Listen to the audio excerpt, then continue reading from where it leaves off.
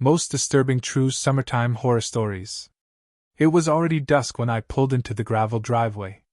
The tires crunched over stone and fallen pine needles, the sound oddly loud in the silence.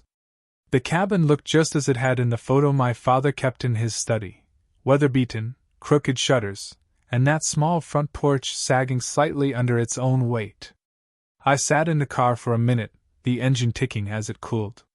Behind the trees, the lake shimmered, flat and silver in the dying light. No boats. No birds. Just water. Motionless. This was supposed to be a break. A quiet few weeks to finally clear the place out, take some time, maybe shoot wildlife if anything interesting wandered into frame. I hadn't touched my camera in 3 months. Ever since Eli died, I hadn't done much of anything. Inside, the air smelled old. Not moldy, just forgotten. Dust and cedar, faint gasoline from the rusted lanterns still lined up near the fireplace. I left the front door open as I walked through, letting the warm air and insect noise filter in. The floor groaned under my boots, soft in some places. A raccoon had been through here recently, scat near the hearth, scratch marks on the pantry door. Not surprising. There were no mirrors in the main room. Just a single one, long and thin, in the hallway near the bedrooms. I passed it without looking. The bedrooms still had both twin beds. Eli used to kick the wall when he couldn't sleep, just to make sure I was still awake. I smiled at the memory but didn't linger. I unpacked only what I needed, my camera bag, 2 shirts, a flashlight, and a spiral notebook. I placed the notebook on the nightstand. The pen rolled off and landed with a soft tap on the wooden floor. Later that night, I stepped outside with a beer and sat on the edge of the porch. The trees surrounding the cabin loomed darker than I remembered, tall and silent. Fireflies blinked near the tree-line, but they didn't come close. The lake, visible through the break in the brush, looked like a polished mirror. The surface never rippled, even with the breeze. I listened, expecting the usual, frogs, crickets, that low hum of summer, but there was only the wind and my own breathing. I checked my phone out of habit. No bars. Not even the time. Dead. I didn't sleep well. The air was too still inside, and I kept waking up thinking someone had called my name. Just wind, I told myself. But wind doesn't sound like a person. The second morning, I found wet footprints near the back door. Bare, human. Faint, but definitely there, one after another, crossing the kitchen floor, then disappearing beneath the hall rug. The door had been locked. The rug was dry. I stared at it for a long time, trying to explain it. Maybe I had tracked something in myself. I told myself that and moved on. Around noon, I took the camera and wandered toward the lake. The trees opened gradually, revealing the water again. No frogs. No dragonflies. Not even mosquitoes. I stood at the edge and waited. A breeze stirred the surface, then vanished. My reflection looked strange, slightly off-center, as if someone stood behind me. I turned. No one. I took a photo. When I checked the Polaroid, the lake was there. The trees were there. But my reflection was missing. Just empty water. That night the dripping started. It was soft. Infrequent. Like someone squeezing water from their clothes onto the floor. I checked the kitchen. Dry. The bathroom. Dry. Pipes? Maybe. But I knew it wasn't. I lay in bed staring at the ceiling, waiting for the next drop. Sometimes it came after 10 seconds. Sometimes a full minute. It moved too. Closer. Then further. Once, it stopped right behind the bedroom door. In the morning, I found the hallway mirror fogged, though the rest of the house was cool and dry. I wiped it with the edge of my sleeve. A smear. Nothing else. But later, walking past it again, I noticed something odd. The reflection of the hallway behind me looked longer. Stretched. The rug's pattern extended further than it should have. I tested it. Walked backward, watched it shift. The reflection showed a door that didn't exist. I stopped looking at the mirror after that. Later, I found the tape recorder. It was in the bottom drawer of the hallway dresser. My dad's old one. Bulky. Cassette still inside. I don't know why I played it. Habit maybe? Or boredom. Static at first, then the faint creak of floorboards. Then Eli's voice. Lucas? Soft. Curious. Like he was calling from the far end of a tunnel. I froze. It played again, slightly louder. Lucas? You coming? I stopped the tape. Ejected it. The cassette was blank. That night, I sat on the porch again. Beer in hand. Not drinking. I whispered. Eli. Nothing answered. I tried again, louder. Eli. If you're here. Still nothing. But across the lake, something shifted. A shape, maybe? Just under the surface. Gone when I blinked. Back inside, the dripping had stopped. Instead, I heard breathing. Not deep. Not heavy. Just there. Somewhere near the hallway. I turned off the lights and waited. Silence. Then a whisper, not a voice, just a suggestion of sound, slid through the cabin like mist. I didn't sleep that night. I wrote one sentence in the notebook before sunrise. The lake doesn't echo, but it repeats. Ask ChatGPT. I spent most of the next morning pretending nothing was wrong. I made coffee, though it tasted like the old tin can I'd found it in. Sat on the porch. Flipped through an outdated field guide I didn't remember packing. I even took a few photos, trees, the shoreline, the warped sky, but the camera jammed on the third shot. When I pulled the photo out, it was overexposed except for the lake. That part was crystal clear.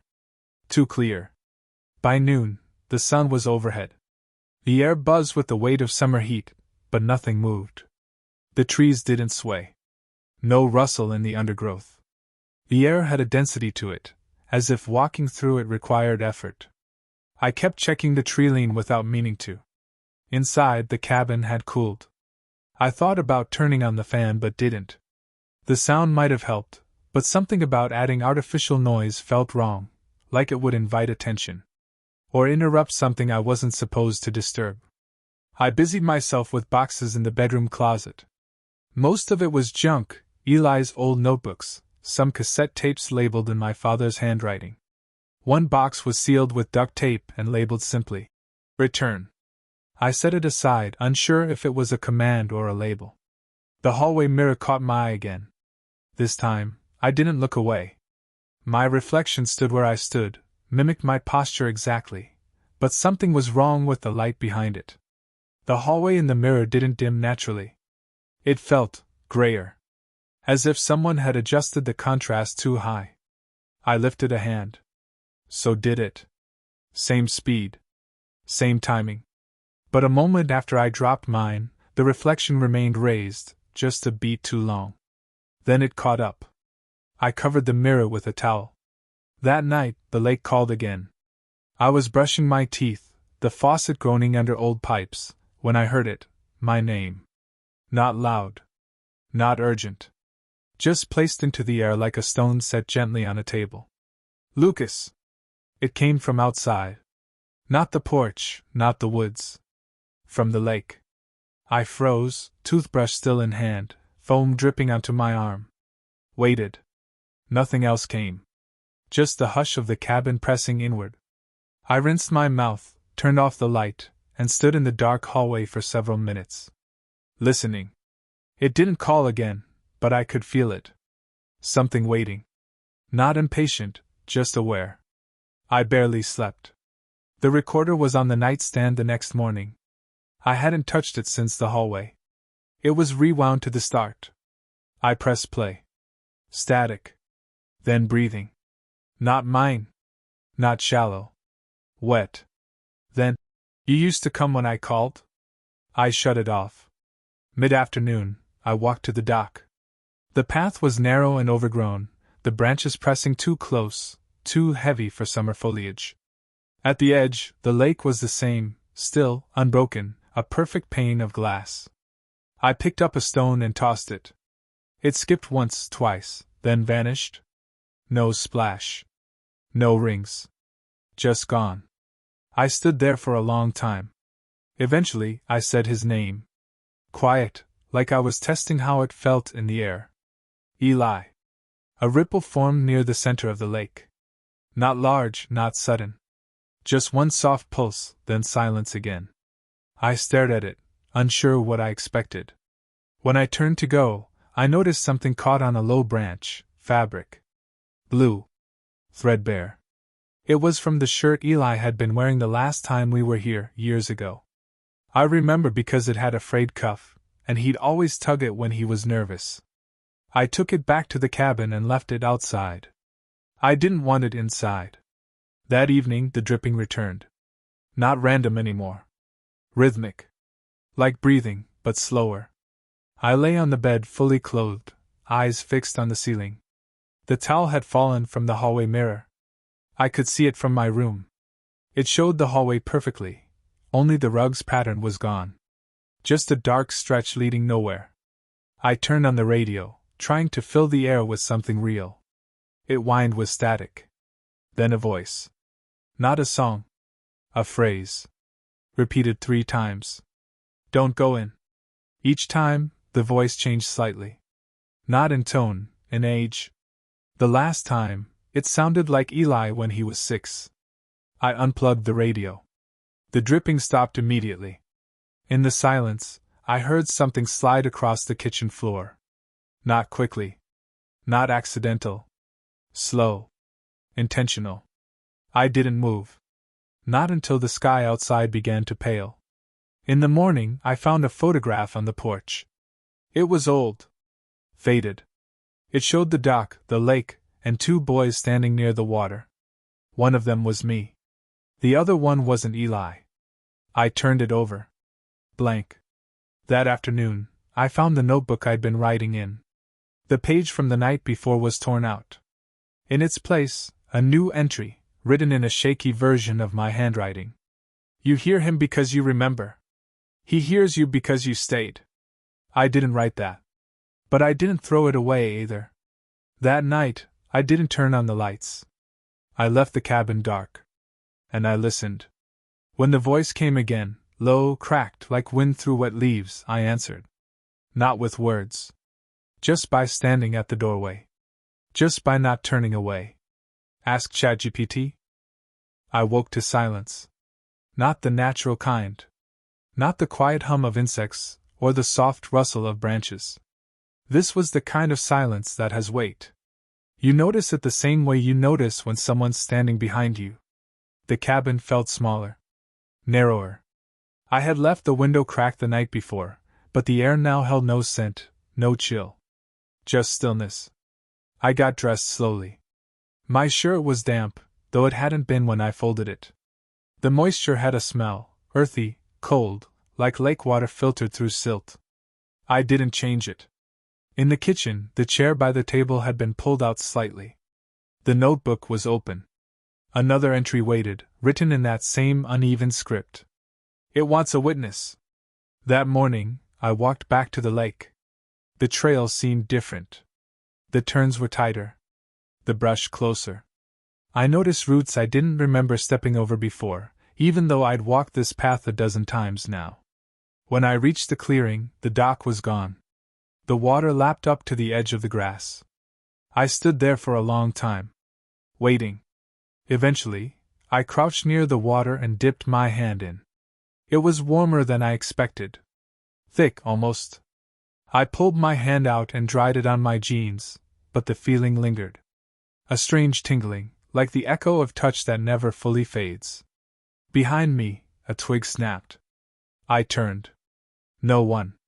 Still, the pressure remained. That low thrum in the air, like I'd walked into a room where someone had just been arguing. A tension that clung to the edges of everything. I walked the shoreline for a while. Not looking for anything, just moving. I passed a tree with carvings in the bark. Names. Initials. Some I recognized. One was mine, scratched beside Eli's, half hidden by new growth. But there were others, names I didn't know. Below them, someone had drawn a single straight line down the trunk. Deeper than the rest. Back at the cabin, I found the front door open. I knew I'd locked it. I checked for signs of animals, wind, something rational. Nothing. Just the door. Just open. Inside, the hallway mirror was uncovered again. This time, it didn't show the hallway. It showed the lake. Not as it was now, but as it looked the day we arrived, sunlit, glassy, framed by distant thunderheads. A small figure stood at the edge of the dock. He wore that old blue shirt. I stared. The figure turned slowly toward me. It was Eli. But younger. Then the mirror darkened. I backed away. The radio clicked on. It played nothing at first. Then, faintly, a voice emerged. Slow, deliberate. Water doesn't forget. The radio turned off on its own. I found the tape recorder in the bedroom. Still on the nightstand. The cassette had been replaced. I pressed play. The voice this time was mine. But I hadn't recorded it. Something stayed behind, it said. Or maybe it was never separate. Then static. I didn't rewind it. That evening, I sat outside, just as I had on the first night. No beer. Just the chair and the heavy air, and the lake in the distance. The water looked closer than before, as if the shoreline had crept forward. The wind picked up. Not strong, but constant. Steady enough to carry a sound. I heard the creak of the dock. Only it wasn't there anymore. Still, the sound came, wood bending under weight. Footsteps on planks. Slow. Deliberate. I stood, but didn't move forward. The air buzzed with something close to electricity, but colder. Then my name. Lucas. I didn't answer. I walked back inside and sat at the table. There was a new photograph under the notebook. I hadn't seen it before. It showed the cabin. From the outside. From the tree line. There was a figure in the window. I flipped it over. Again, no writing. I didn't eat that night. Didn't try to sleep. I waited. Sometime past midnight, I stood in the hallway. The mirror reflected nothing now. Just black. Not darkness, but the absence of reflection. No hallway. No me. I touched the glass. It was warm. I closed my eyes, just for a moment. And I heard him. Not loud. Not distorted. Just near. You never left. I opened my eyes. The hallway was empty. I walked to the porch. The grass was wet, though it hadn't rained. The path to the lake shimmered faintly under the moonlight, as if something had walked it recently. The water waited. Still. Deep. Quiet. I took one step toward it. Then another. I stopped just before the shoreline. My reflection stared back. This time, it didn't mimic me. It tilted its head. Slightly. In recognition. Then it stepped back. And disappeared beneath the surface. I stood there until the sun began to rise pale and cold. I didn't go in. But I haven't left either. Not really. The notebook is still on the table. The radio still crackles sometimes. And at night, when the wind is just right, I can hear footsteps on the dock. Even though it's not there. Ask ChatGPT. Don't answer the bug zapper. The first time the bug zapper spoke to me, it used my ex-wife's voice. It was one of those thick Florida nights where the air sticks to your teeth. The sky was orange behind the palm trees. I was sitting on a cracked lawn chair with a beer in one hand and a cigarette in the other. The bug zapper buzzed steadily above me, flickering every few seconds as it cooked another moth or beetle. At first, I thought I'd imagined it. You always find a way to disappear, it said. Just like that. Flat. Casual. Her tone from that night in the kitchen, 2 months before the papers were signed. I hadn't heard that sentence since. I turned. The yard was empty. The fence loomed in every direction. No breeze. No music. Just the zapper's steady glow. I shook my head and went inside. The next night, it said nothing. Just the usual fry and sizzle. I tried not to think about it. But by the third night, it spoke again. Not her this time. You said he'd get over it. That was my son. Evan. 5 years old? Something he muttered through tears, clutching a stuffed dinosaur on the porch. I hadn't told anyone about that moment. The voice wasn't perfect, something slightly off, like an old recording played at the wrong speed. But the words were right. Exact. I stood under the zapper and listened. The buzzing rose and fell, but underneath, very faint, there were layers. Snippets. Pauses between zaps where words could live. I leaned closer. You should have stayed. That wasn't Evan. Or Amanda. The voice was older. Male. Familiar. I couldn't place it. I turned the zapper off that night. Unplugged it from the outlet behind the porch light. Still, when I went back out the next evening, it was humming again. I checked the cord. Still unplugged. I didn't sleep well after that. Over the next week, the voices grew bolder. Longer sentences. Clearer. They didn't repeat, they remembered. Conversations from years ago. Things I'd said in passing. Even some things I'd only thought. They never spoke while the sun was up. Always just after dusk, when the last rays had gone and the backyard sank into shadow. I stopped smoking. Stopped sitting out there. But I couldn't stop listening. One night I recorded it. Set my phone on the table beside the chair and hit record.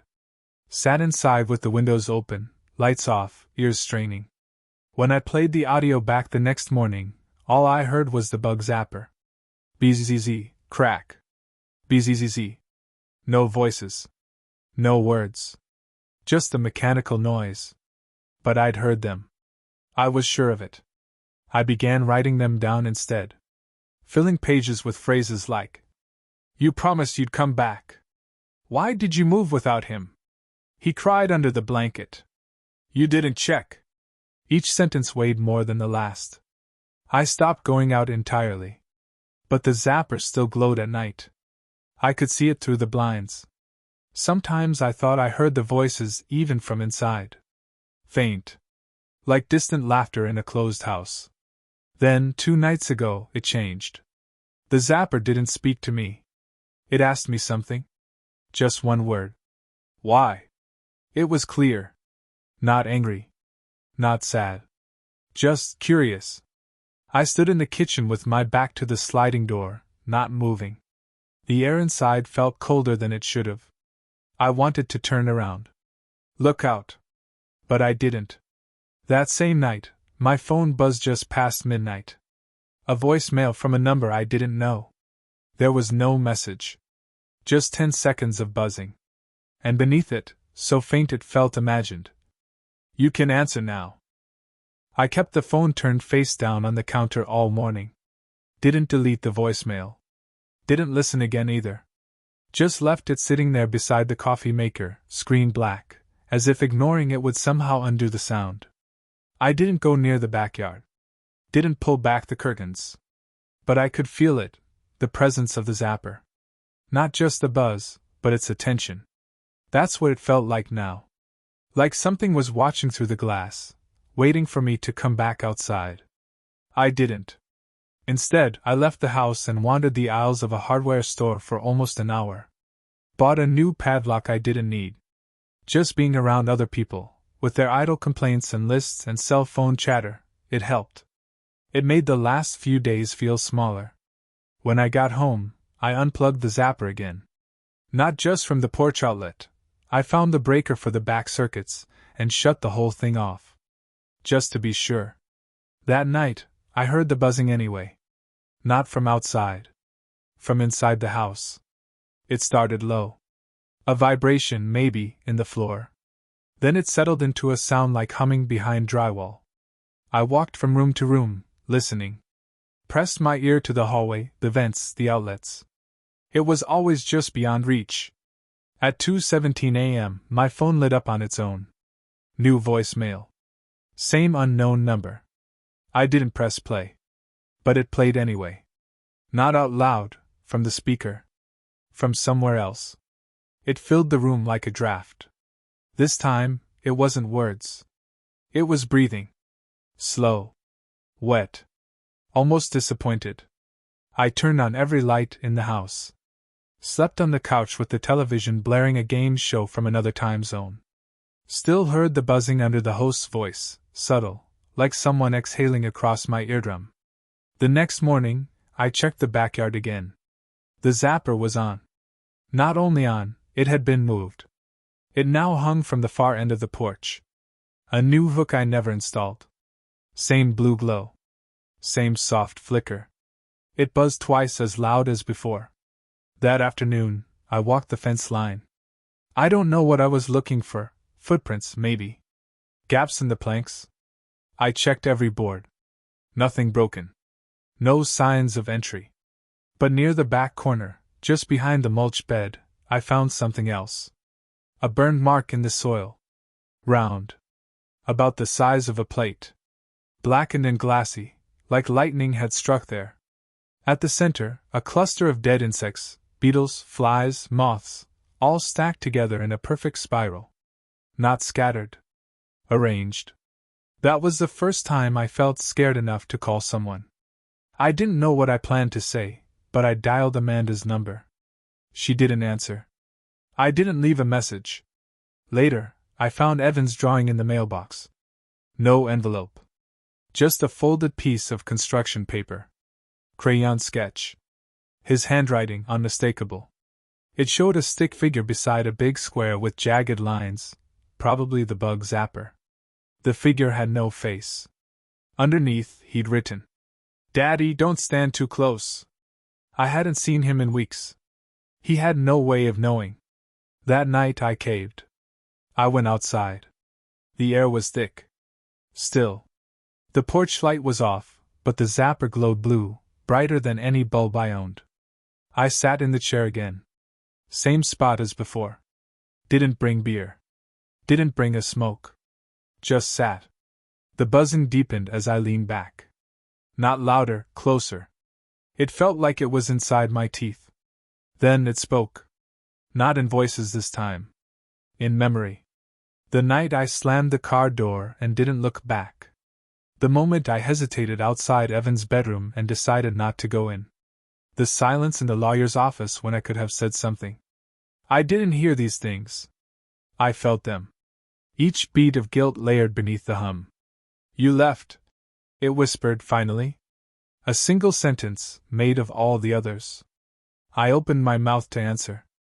But the zapper buzzed sharply, angrily, almost, and a moth burst into flame. Then stillness. It wasn't done listening. It was waiting. And I didn't know what it wanted me to say. I stopped speaking aloud in the house. For the last few days I'd begun to notice that anything I said, not just near the backyard, but anywhere inside, echoed back to me later. Slightly changed. Hours afterward. In the hum of the fridge. The pause between air conditioner cycles. Through the television's white noise when the cable cut out for a second too long. A question I asked myself in the kitchen. "What time is it?" Came back as a whisper from the hallway.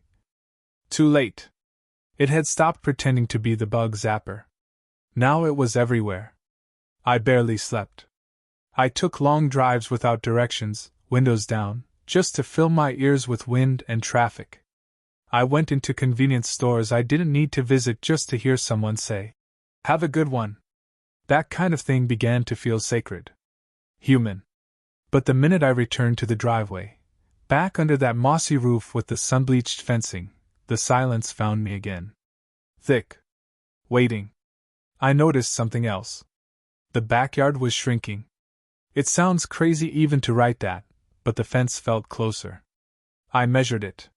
3 paces to the back gate last week. Now it was 2.5. The oak tree near the center had bent, just slightly, as if leaning toward the porch. And the bug zapper, still glowing, still untouched by any power source, had moved again. It now hung directly over the lawn chair. That's when I stopped sitting there. I avoided the backyard for 2 days straight. Kept the blinds closed. Showered with the radio on. But even with every door locked, every curtain drawn, I heard it whisper from somewhere low and unseen. "Come answer." That third evening, the power went out. Not during a storm. Not a neighborhood outage. Just my house. I lit a candle and stood in the living room, listening.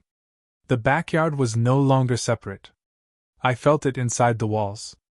I opened the sliding door not because I wanted to, but because I had no choice. Avoiding it was starting to feel worse than facing it. The porch light flickered back to life. I hadn't touched the breaker. The bug zapper was gone. In its place was the lawn chair. And sitting in it was me. My back. My posture. Same shirt I wore last Thursday. But the thing in the chair wasn't breathing. It crackled. Like tape unraveling. Faintly luminous under the porch bulb.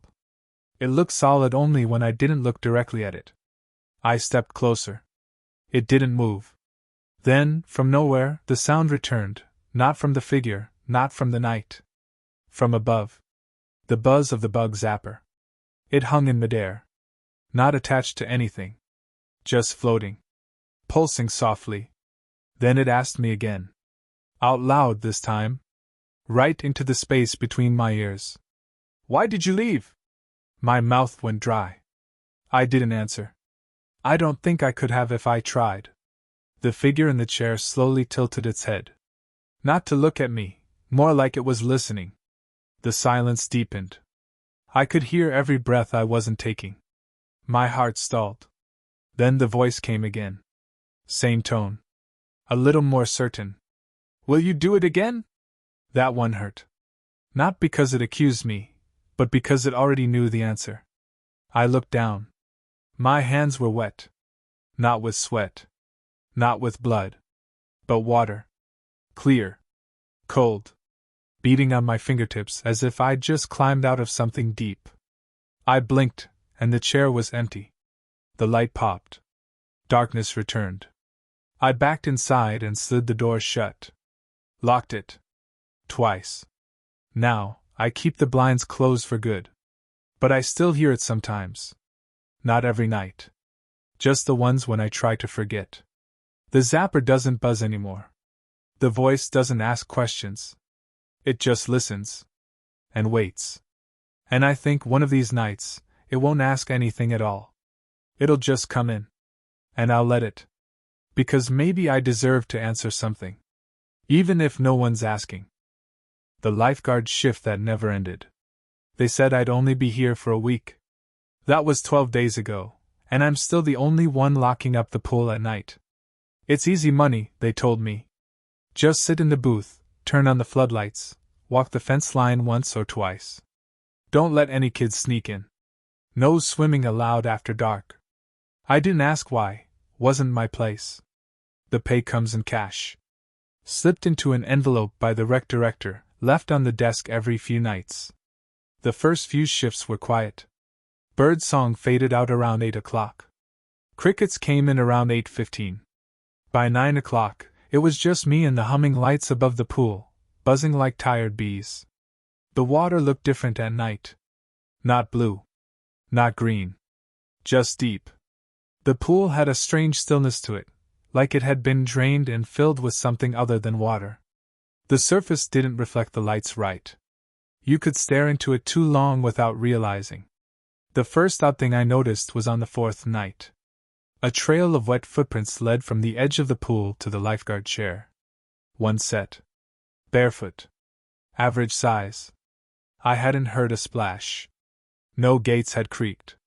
No one had come in. The footprints stopped at the bottom rung of the lifeguard stand. I checked the cameras. Nothing. I wiped the chair dry and kept it to myself. 2 nights later, I heard the diving board creak. It was 2:47 a.m. I was in the office with the window cracked open, filling out a maintenance form I didn't need to complete. The creak came slow and low, like someone shifting their weight at the end of the board. When I looked outside, it was empty. But the board was still swaying. The water below it, flat. No ripple. No splash. Just the board dipping on its own. The next morning, I nearly told someone. But there was no one to tell. I hadn't seen another employee since last Friday. The day guy was gone. The snack bar closed. The phones never rang. The gates still got locked, but I wasn't sure by who. I started arriving earlier just to check. By my 8th night, I stopped turning off the lights. Not because I was scared. It just felt wrong, like the pool needed to stay lit. That same night, I found the locker room mirror covered in condensation. There hadn't been a shower running. Nothing had steamed up. But the mirror dripped with slow, heavy trails. I wiped it clean. It showed the lockers. The bench.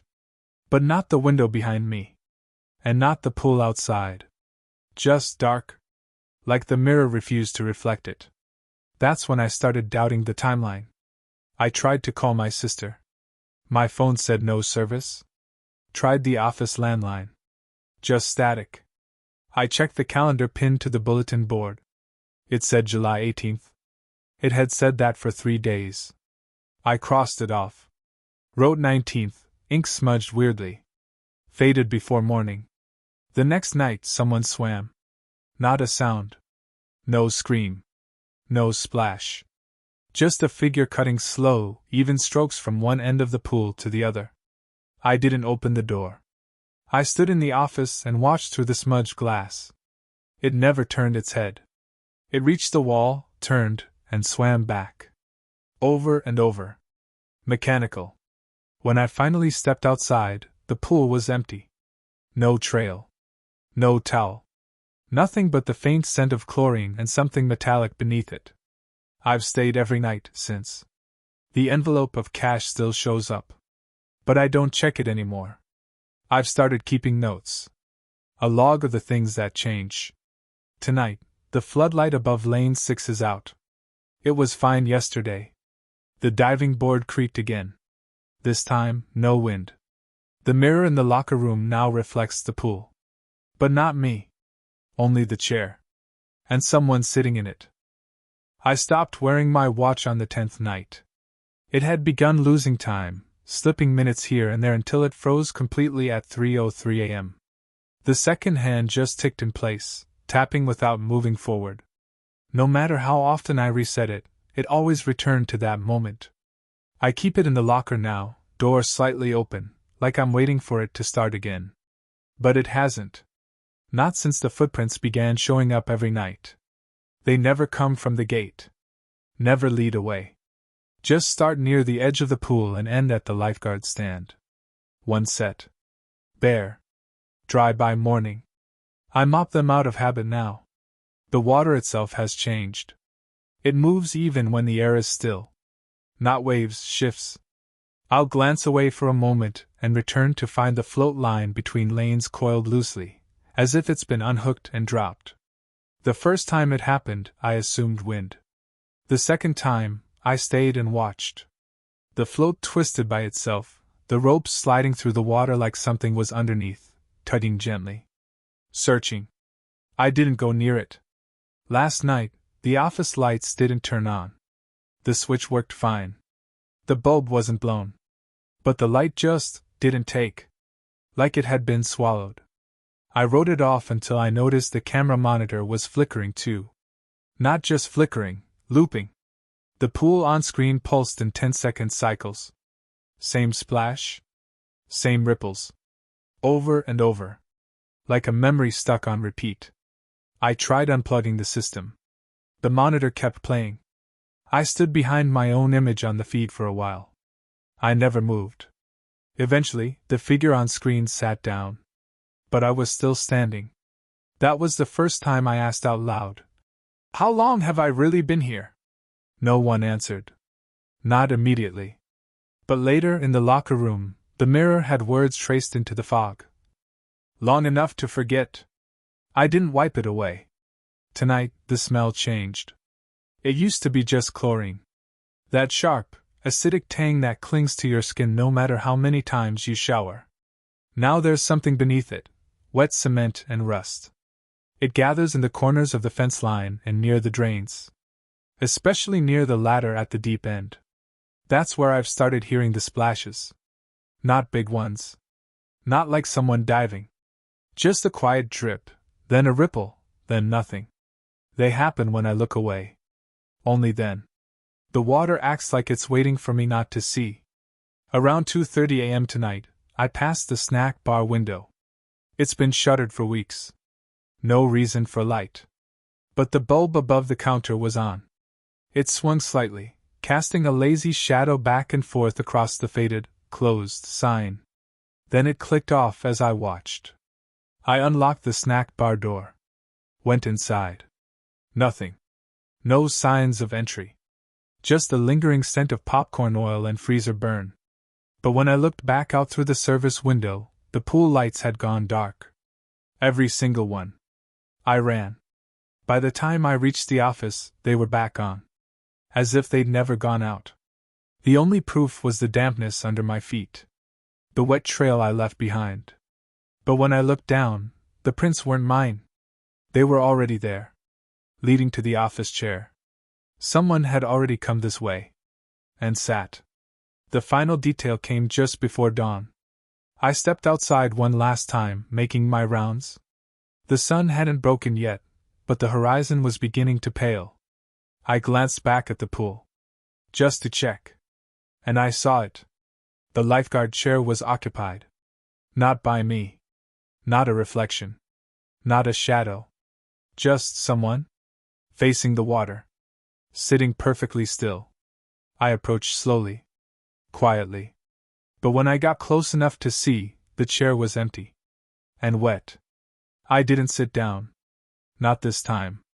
I returned to the locker room and opened my locker to grab my bag. Inside was a folded sheet of printer paper. No envelope. No handwriting. Just a typed line in the center. Your shift is not over. I checked the clock. 3:03 a.m. Exactly. Again. I closed the locker and didn't take the note. I haven't called anyone. I don't think the phones work here anymore. Or if they do, I'm not sure they reach out. The pay still comes, though. Every 3 nights, the envelope is there. Always the same amount. Always dry, even if it rains. Always in my name. But I don't remember who hired me anymore. And the calendar still says July 18th. Every single day. I stopped bringing my phone 2 nights ago. It wasn't the battery, it still charged, still vibrated when I powered it on. But the screen had changed. No icons. Just static lines, like old cable snow. And then, once, for maybe 2 seconds, a still image. The pool. Empty. Floodlit. Nighttime. Only the lifeguard chair was gone. That's when I knew I wasn't tracking time anymore. I was circling it. Every shift started the same, dimming orange sky, buzzing insects, the low click of the main gate locking behind me. Every shift ended with nothing. Or maybe it didn't end at all. I've stopped checking. This morning, though I hesitate to call it that, I found a second uniform in the locker room. Folded. Dry.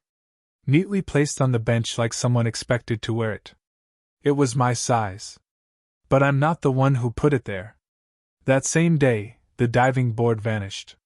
It had always been visible from the office window, white, narrow, gently bowed with age. But now, in its place, was open water. The bolts still stuck up from the cement platform, rusted and bare, like something had been torn off. I checked the maintenance log. Flipped to the page marked board removal. Blank. The locker room mirror was covered again. Fully fogged. No warm water running. No pipes active. Still, the glass was slick with condensation and the smell of old pond water hung in the air. This time, the writing had changed. We still need someone here. That phrase rattled around in my head all night. Need someone here. Not want. Not assigned. Need. I thought about that as I sat on the edge of the shallow end, staring into the pool. It didn't reflect the floodlights anymore. Or me. Just a dark flatness, like tar paper stretched over a hollow shape. No wind.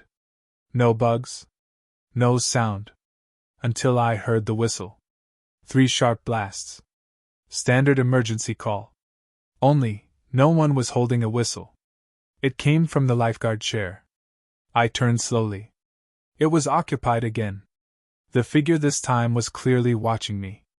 Not moving. Not beckoning. Just waiting. I stayed seated. Didn't challenge it. Didn't run. Eventually it stood. It didn't step down. Didn't climb. Just descended. Like something unwinding. By the time it reached the bottom, it had no shape left. Just wet footprints. I followed them out of reflex. They led to the deep end. Stopped at the edge. I waited. 5 minutes. 10. Nothing. Then the pool rippled. A gentle roll from center to edge, like a held breath exhaled. I stood up and looked down. And I saw something impossible.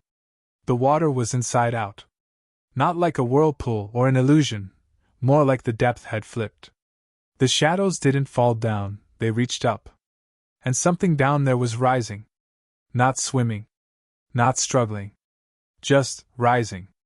I backed away, but I already knew I wasn't going anywhere. Because I finally remembered what I'd forgotten. This isn't the first time I've done this shift. This isn't the first time I've written these notes. I found a second logbook in the office drawer. Same handwriting as mine. Same ink. Entries dated weeks, even months before July 18th, describing the same events. The same footprints. The same question in the mirror. The entries stopped mid-sentence. If I leave, who watches the water? That's the trap, isn't it? It's not haunted. It's vacant. And it needs a watcher. A witness. Someone to count the ripples. So I've stayed. I clock in. I wait. I don't sleep. I don't leave. The envelope keeps appearing. Same amount. Every 3 days. The locker room mirror is no longer fogged. It shows the pool clearly now. But I'm not in the reflection. The chair is. And someone's always sitting in it.